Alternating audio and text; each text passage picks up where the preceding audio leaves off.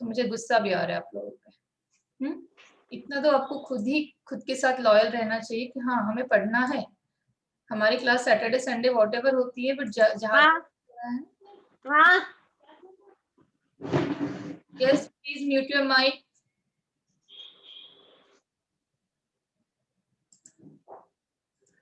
Yes चलिए, cytoskeletal हमने start किया था। चलो बताना जरा one by one what exactly cytoskeletal is. Within 5 minute just revise करते। चलो फटाफट बताओ साइटोस्केलेटल क्या होता है, क्या होता है cytoskeletal. Fastly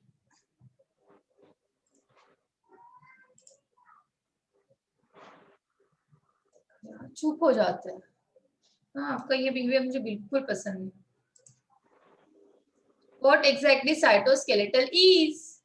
So simple question. Yes? Are you with me, all of you?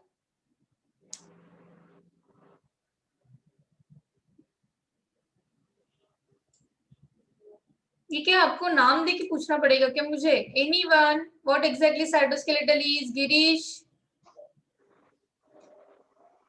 Yes? What is cytoskeletal? Networks of filament. That is, yes, Rutuja, networks of filament. Yes.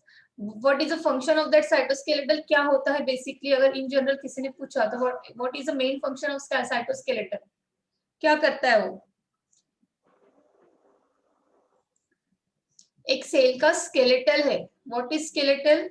जो कि सपोर्ट देता है, राइट, जो कि सपोर्ट देता है और cell के अंदर के सभी ऑर्गेनेल्स को अपने करेक्ट पोजीशन पे रखने का काम करता है, मेंटेन करता है शेप। यहाँ पे स्लाइड पे भी लिखा है, फिर भी इतना लेट। हाँ चलिए, साइटोस्केलेटल किस टाइप से, यानी what how cytoskeletal form? It is made up of what? Fibrous filamentous tubular protein. Tubular protein से बना ट्यूब बनती है।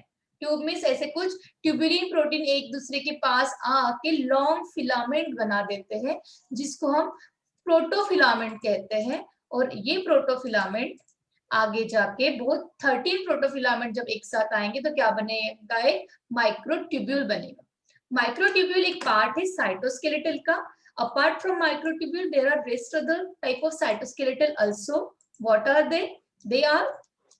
They are microfilament also, we can say, and intermediate filament. But this is a star means ये सबसे important है। कौन सा? Microtubule. ठीक है, कल लास्ट की क्लास में मैंने आपको अच्छे से बताया था माइक्रोट्यूब्यूल के बारे में। जितना मैं पढ़ा रही हूँ उतना भी आपने पढ़ा तो you will get very good marks. इतना तो पढ़ना चाहिए आपने। ठीक है, अब microtubule, intermediate filament or microfilament. In last class we have already covered our microtubule portion. Only last function will be we will discuss today. Only last function, क्योंकि हमारा क्लास टाइम खत्म हो गया था। ठीक है, फटाफट एक ब्रश अप कर लो। क्या था? माइक्रोट्यूब्यूल कहाँ कहाँ पाए जाते हैं? ये कहा था बेसल बॉडी एक पार्ट है किसका? फ्लैजेला का। फ्लैजेला का ही एक पार्ट है जो हम पढ़ेंगे बाद में। ठीक है, अब ये मैंने स्ट्रक्चर बताया था माइक्रोट्यूब्यूल कैसे बनता है। ट्यूबुलिन डाइमर से बनता है, पैरेलली अरेंज होते हैं प्रोटोफिलामेंट। कितने? 13, तो जाके एक माइक्रोट्यूब्यूल बनता है। माइक्रोट्यूब्यूल बनने में और माइक्रोट्यूब्यूल डिसअसेंबल होने में, जब जरूरत है तब बनेगा, जब जरूरत नहीं तब टूट जाएगा। तो उसके लिए कौन रिक्वायर्ड है? Who required? GTP and calcium. This is a star point, this is a star point. ठीक है, this is a star point. Again 13 protofilament, this is a star point that form a single microtubule. Again tubulin dimer, that is alpha and beta, that is alpha and beta, this is also a star point in this slide. ठीक है, इतना पढ़ो, enough है। हाँ, ये आपका concept clear करने के लिए कि बेसिकली माइक्रोट्यूब्यूल बनता कैसे है। 13 प्रोटोफिलामेंट एक साथ आ जाएंगे, क्या बनेगा? एक बैरल शेप सिलेंड्रिकल ट्यूब बनेगा। उसको हम क्या कहेंगे? माइक्रोट्यूब्यूल। ट्यूबुलिन प्रोटीन से बना हुआ है, अनब्रांच है। अनब्रांच मींस ऐसा सीधा सीधा बन रहा है, ऐसा कुछ साइड से नहीं बन रहा है, यहाँ से स्टार्ट हो गया फिर यहाँ से, फिर से एक साइड से कुछ बीच में से, ऐसा नहीं है। एक सीधी लाइन, सॉरी एक सीधी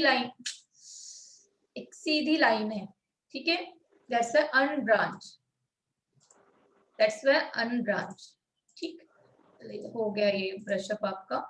इसके बाद मैंने आपको एमटीओसी बताया था, माइक्रोट्यूब्यूल न्यूक्लिएशन क्या होता है ये मैंने आपको बताया था, जिसको कहते हैं एमटीओसी, माइक्रोट्यूब्यूल ऑर्गेनाइजिंग सेंटर। कहाँ पे माइक्रोट्यूब्यूल ऑर्गेनाइज होते हैं, कहाँ से स्टार्ट होते हैं, ओरिजिन क्या है उनकी, सेंट्रोसोम, सेंट्रोसोम में बनते हैं। Again a important point, MTOC is also called as what, centrosome। Question आता है, microtubule nucleation is a process in which several tubulin microtubule molecules interact। means nucleation करना means microtubule form होने के process को कहते हैं हम microtubule nucleation। microtubule nucleation means microtubule form होने के process को, means छोटे छोटे tubulin molecules एक दूसरे के साथ join होंगे, we call them as nucleation हो रहा है, means microtubule बन रहा है, ठीक है। और ये कहाँ पे बनता है, मैंने कहा था सेल, सेल के अंदर न्यूक्लियस, और न्यूक्लियस के जस्ट यहाँ पे ऐसा कुछ परपेंडिकुलर शेप में सेंट्रिओल्स अरेंज्ड होते हैं, और उस पोर्शन को कहा जाता है सेंट्रोसोम। याद आ रहा हो तो, नहीं तो सिर के ऊपर से जा रहा हो तो बहुत अच्छी बात, बहुत अच्छी बात, ठीक। इसके आगे मैं आपको हेल्प नहीं कर सकती अगर आपके सिर से ऊपर से जा रहा है तो, ठीक है। अब मैंने ये भी आपको अच्छे से डायग्राम से बताया था, मैंने कहा था जो इंपॉर्टेंट नहीं है उसको देखना नहीं, जो आपके लिए पे इंपॉर्टेंट है ये क्या है, दिस इज अ न्यूक्लियस, और सेंट्रियोल कहाँ होते हैं, is present at cytosolic region, this is cytosol, means cytoplasm को कुछ प्रॉब्लम नहीं है, इन जनरल बोल सकते हैं, पर उसका डेफिनेशन थोड़ा थोड़ा वेरी करता है, बट इन जनरल हम बोल सकते हैं। ये दो सेंट्रियोल्स होते हैं जहां से माइक्रोट्यूब्यूल अराइज होते हैं, जिस जिस एरिया में होते हैं उस एरिया को कहते हैं सेंट्रोसोम, और उसी को ही हम कह सकते हैं MTOC, microtubule organising centre, also called as centrosome, ठीक है। मैंने ये आपको बता दिया था, जहां से क्या हो रहा है, बहुत सारे फाइबर्स बाहर निकल रहे हैं। फाइबर्स के नाम कुछ याद है आपको, एस्ट्रल फाइबर्स, कुछ एस्ट्रल फाइबर्स ऐसे कुछ पढ़ा था हमने, एस्ट्रल्स, एस्टर्स क्या होते हैं मैंने बताया था आपको, स्टार शेप कुछ कहा था, ऐसे जस्ट रेडिएट होते हैं उसको हम क्या कहते हैं, एस्टर्स। जो आगे अपोजिट अपोजिट एंड के साथ ज्वाइंट होते हैं, दोनों तरफ के एक दूसरे के साथ अलाइंड होते हैं, उनको कहते हैं स्पिंडल फाइबर। डिफरेंस याद रहेगा, जो छोटे छोटे छोटे छोटे जो है उनको एस्टर फाइबर्स कहते हैं, जो इलोंगेट हो जाते हैं और दूसरे किसी फाइबर के साथ ओवरलैप करते हैं, उनको हम स्पिंडल फाइबर कहते हैं, ठीक है, ठीक। अब मैंने आपको फिर यहाँ पे फंक्शंस बताए थे कि क्या क्या फंक्शंस हैं, सेल डिवीजन के लिए इंपॉर्टेंट है, और मैंने तो आपको अभी मैं सेल डिवीजन पढ़ा रही थी, जब मैं सेल डिवीजन पढ़ा रही थी, सेल डिवीजन पढ़ाते पढ़ाते एट मोमेंट में कहाँ पे स्विच हो गई, साइटोस्केलेटल पे। जैसे ही मैंने आपका इंटरफेस कंप्लीट किया, do you know what is interface, कुछ याद आ रहा है, G0, G1, G2, S, G2, G2, यहाँ तक, ये जो यहाँ तक जो फेज है उसको कहते हैं इंटरफेस, ठीक है। ये पढ़ाते पढ़ाते यहाँ तक आने के बाद मैं रुक गई, और मैं कहाँ पे स्विच हो गई, साइटोस्केलेटल पे। क्यों, because after this G2 the cell goes into M phase. M phase means mitotic phase और मियोटिक फेज, ठीक है। माइटोटिक और मियोटिक फेज बेसिकली क्या है, सेल को डिवाइड करने वाली फेज। और मैं क्या कह रही हूँ कि सेल को डिवाइड करने के लिए we required one type of cytoskeletal. what are that type of cytoskeletal, that cytoskeletal is made up of tubulin protein. So what type of cytoskeletal who consist of tubulin protein, microtubule. What exactly, microtubule, and microtubule is a part of what, cytoskeletal।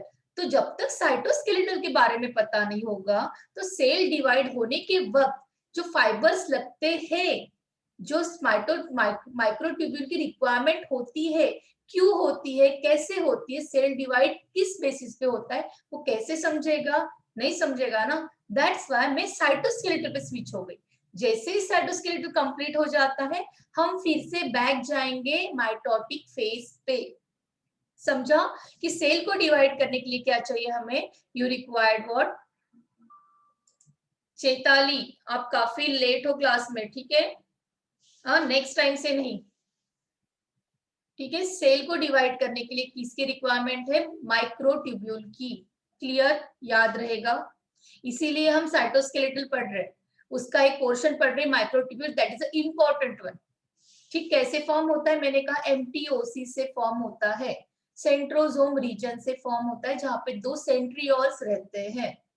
देखो कितना student let है, क्या समझेगा इन लोगों को? मुझे बताओ जरा।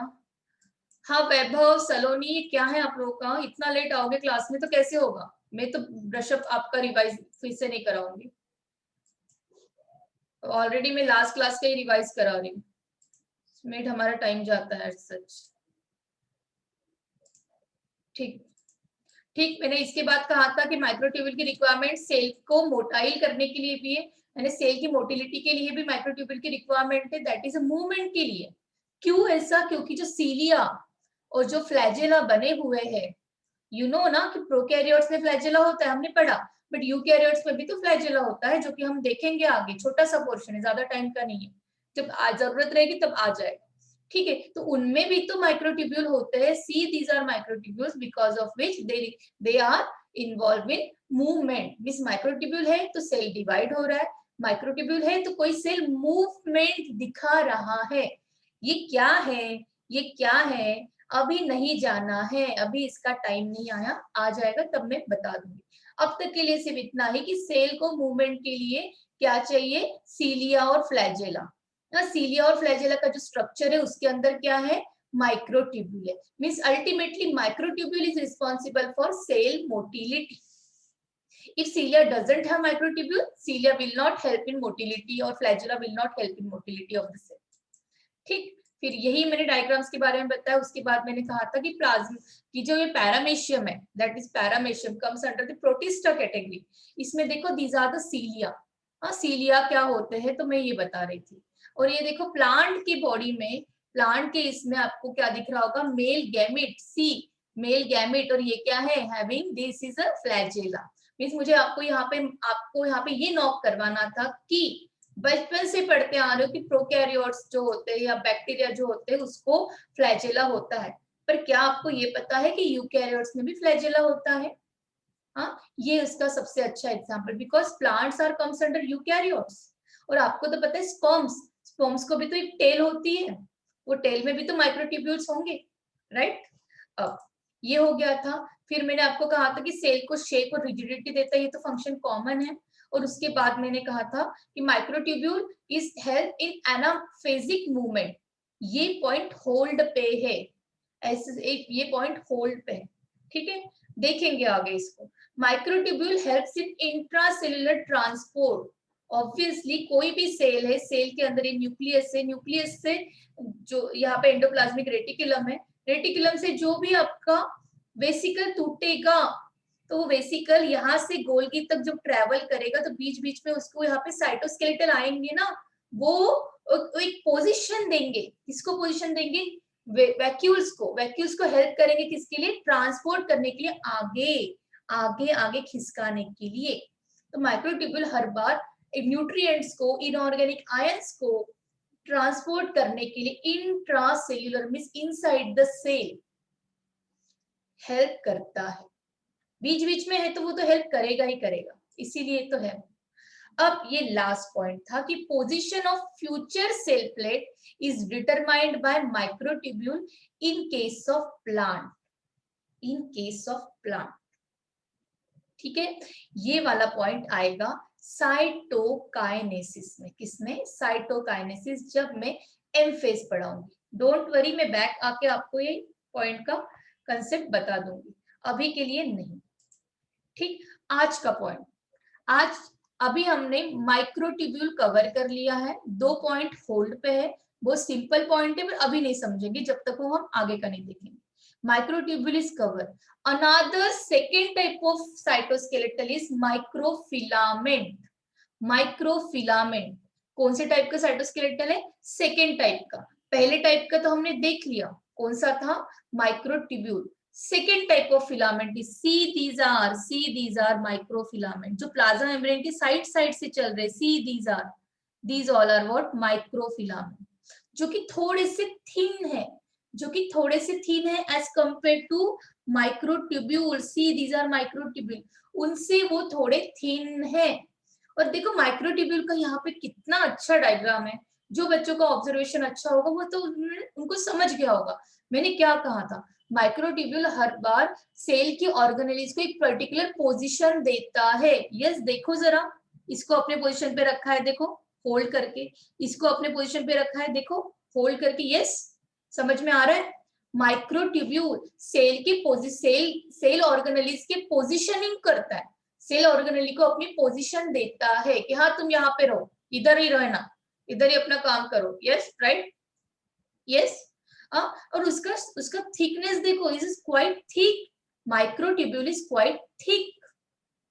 बट हम नेक्स्ट साइड जो साइटोस्केलेटल पढ़ रहे सेकेंड टाइप का जो है माइक्रोफिलामेंट। अब इसके बारे में जरा जानते हैं वो क्या है। This is quite thin as compare to microtubule. Clear? ना जाने कितने क्वेश्चन आए हैं साइटोस्केलेटल पे, ना जाने कितनी बार आए हैं। ठीक है, माइक्रोफिलामेंट। यस सब लोग हो, सबका सब अपना ब्रेन लेके आए हो ना, ब्रेन लेके आए हो। अभी तक तो रिवीजन हुई। अब चले नेक्स्ट इस पे। माइक्रोफिलामेंट सबको क्लियर हो गया ना, जो भी हमने लास्ट क्लास में पढ़ा था। जो रिवाइज करके आएंगे उनको तो काफी अच्छा, पर जिन्होंने नहीं किया होगा उनके लिए ठीक। देखो microfilament, microfilaments are found in eukaryotic cell. Obviously it is always found in eukaryotic cell. C all is found in eukaryotic cell and microtubule are solid unbranched, again unbranched structure hai is solid unbranched rod like fibrils of indefinite length, लंबे लंबे रहेंगे, indefinite length के रहेंगे। कुछ ऐसे indefinite length की हमने definition में नहीं दी, इनडेफिनेट लेंथ। ठीक है, कहीं पे इतने, कहीं पे थोड़े, एक मिनट, कहीं पे यहाँ तक आ जाएंगे तो हम कहेंगे इनडेफिनेट लेंथ। इतना कुछ यहाँ इस पॉइंट को आगे फोकस करने की जरूरत नहीं, सिर्फ एक इन जनरल आइडिया कि दिखता कैसे। ठीक है, they are mainly composed of, important point ये है, microfilament composed of actin and myosin. ये दो छोटे छोटे प्रोटीन से बने हैं। किससे बने हैं? प्रोटीन से बने हैं, जिनको हम कॉन्ट्रैक्टाइल प्रोटीन कहते हैं। क्या कहते हैं? कॉन्ट्रैक्टाइल प्रोटीन कहते हैं। Anyone can you tell me how microtubule gets form? Microtubule कैसे बने थे? कैसे बने थे? क्या कॉन्ट्रैक्टाइल प्रोटीन से बने थे? वो कैसे बने थे माइक्रोट्यूब्यूल? एनीवन कैसे बने थे? That are made up of yes, कैसे बने थे?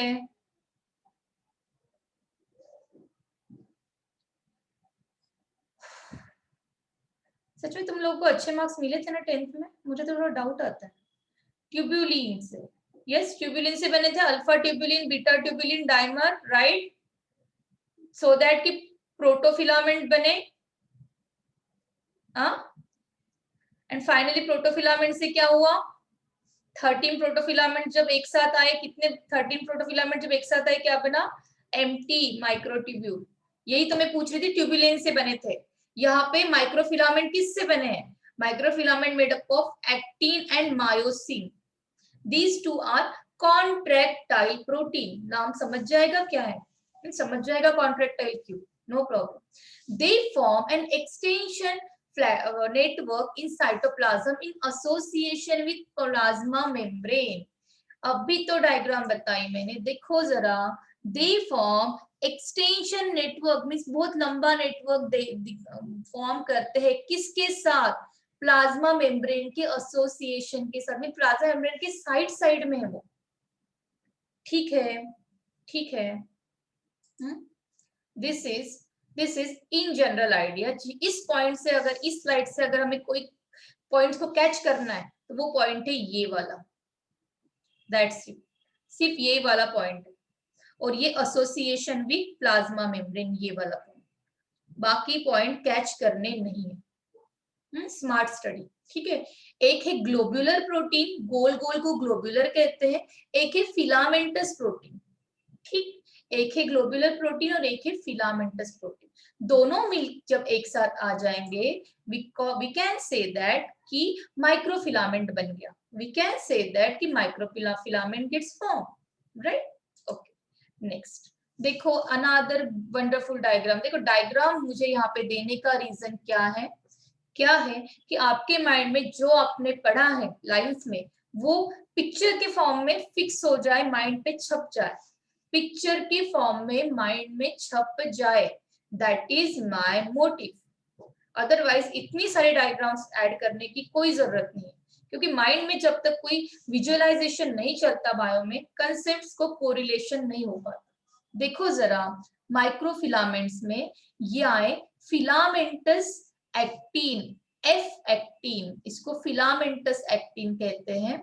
देखो छोटे छोटे ग्लोब्यूलर फॉर्म में एक एक्टिन्स आए, जिसको छोटे छोटे ग्लोब्यूलर फॉर्म्स में जो एक्टिन आते हैं उनको कहते हैं जी एक्टिन। जब वो छोटे छोटे ग्लोब्यूलर एक्टिन एक दूसरे के साथ ज्वाइन होते हैं, एक चेन बनाते हैं, तो we call them as F actin.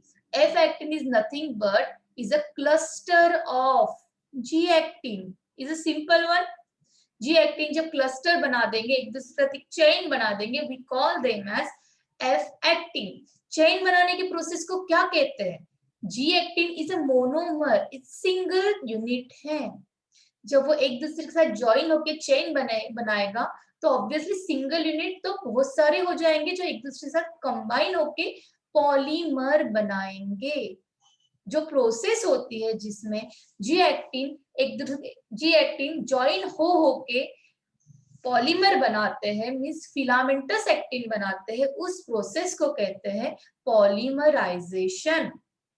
और उस टाइप के एक्टिन को कहते हैं polymerised actin microfilament. Simple one, simple one. Yes, actin कैसे बना समझा? Actin is a globular, see, actin is a globular protein, that is G actin. So many G globular proteins polymerize, form a chain, we call them as filamentous actin, that is F actin.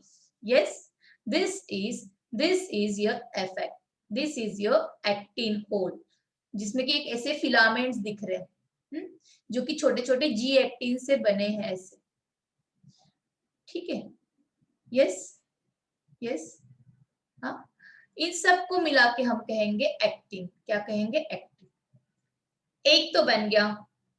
दूसरा देखो, this is a myosin. ये myosin है जो कि straight है, filamentous है और ऊपर उसका एक पोलर हेड है। This is polar head. तो मायोसिन का अगर बात करें तो myosin having one filament and one head, और ये दोनों को मिलके हम क्या कहेंगे? मायोसिन।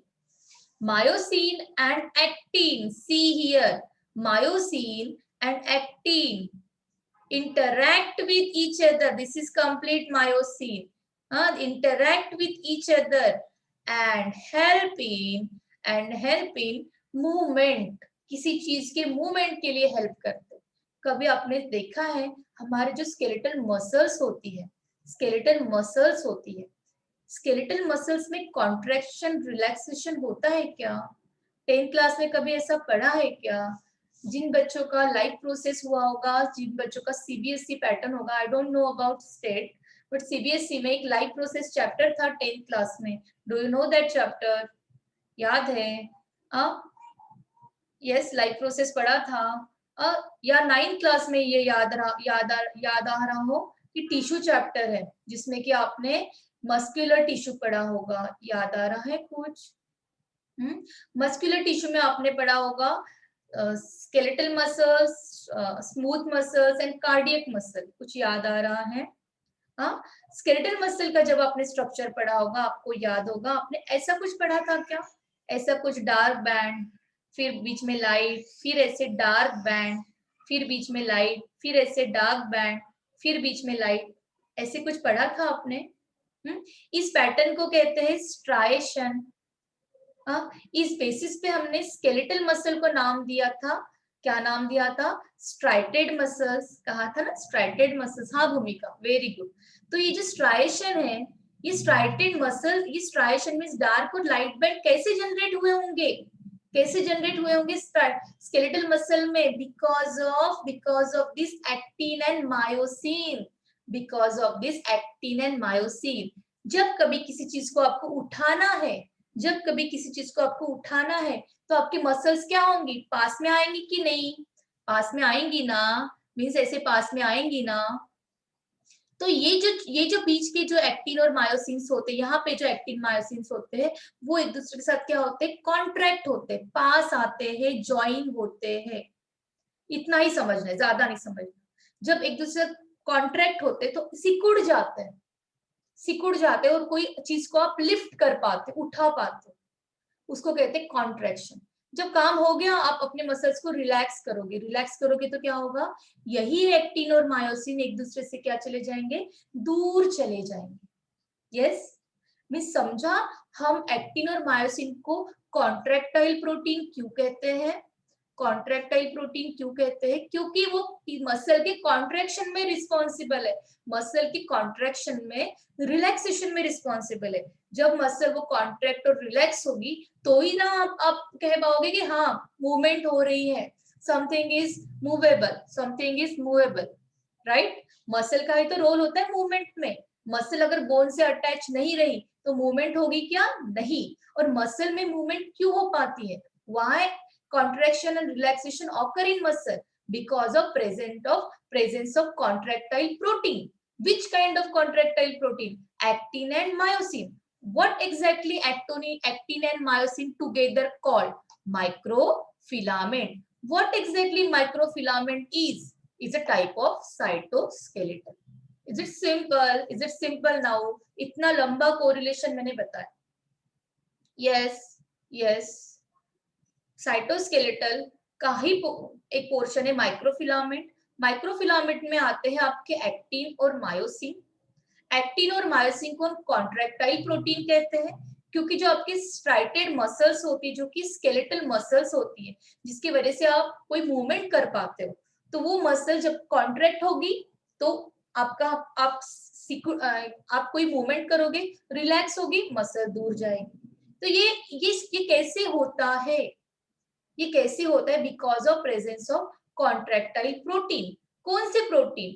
एक्टिन और मायोसिन। और वही तो कंबाइनली क्या बनाते हैं? माइक्रोफिलामेंट बनाते हैं। It's together called as microfilament, together called as microfilament. Clear यहाँ तक? यस और नो? यस और नो? यस। कुछ भी करके 6 मिनट के अंदर फंक्शंस खत्म हो। Yes, yes. अब मेरी स्पीड आई गेस स्लो है, इससे भी फास्ट में पढ़ा देती हूँ, पर मैं नहीं पढ़ा रही हूँ आप लोगों को, ठीक है? फंक्शंस ऑफ माइक्रोट्यूब्यूल फटाफट कोड करें। ऑब्वियसली माइक्रोफिलामेंट पूरे सेल के स्ट्रक्चर को एक सपोर्ट देता है, हर कोई सेल ऑर्गेनेली को अपने पोजीशन पे रखता है, microtubule. But microfilament plasma membrane के एसोसिएशन में है, तो ऑब्वियसली वो प्लाज्मा मेम्ब्रेन को सपोर्ट देगा। Clear? Clear? Next point, functions of microtubule गलती से लिख दिया, यहाँ पे माइक्रोफिलामेंट चाहिए। ये this is a misprint, this is microfilament, गलती से हो गया वो, ठीक है? मैं करेक्ट कर रही हूँ, मैं स्लाइड में बाद में करेक्शंस कर रही हूँ, ठीक? अब देखो बहुत सारा रह गया यार, बहुत सारा। अब इस पे क्वेश्चन भी आया। अब एक बात, साइटोप्लाज्मिक स्ट्रीमिंग क्या होता है? साइटोप्लाज्मिक स्ट्रीमिंग यानी ये